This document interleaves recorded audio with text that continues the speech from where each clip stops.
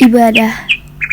Ibadah menurut ulama fikih ialah segala taat yang dikerjakan untuk mencapai keridhaan Allah dan mengharap pahalanya di akhirat.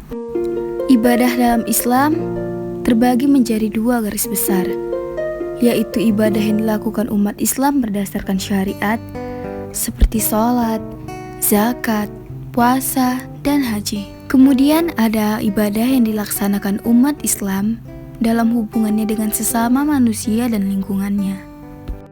Selanjutnya adalah prinsip ibadah.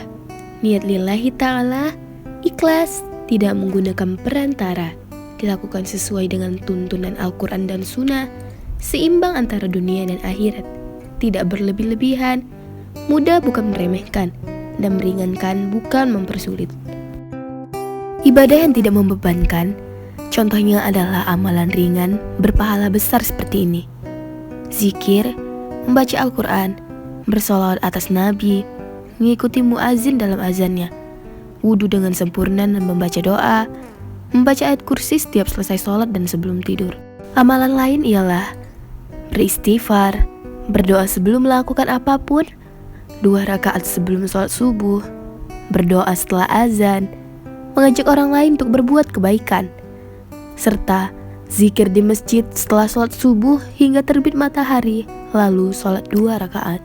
Mengenai ini, Allah Subhanahu wa Ta'ala pernah berfirman dalam surah Al-Baqarah ayat 186, yang artinya, "Dan apabila hamba-hambaku bertanya kepadamu tentang aku, maka jawablah bahwasanya aku adalah dekat. Aku mengabulkan permohonan orang yang berdoa apabila ia memohon kepadaku.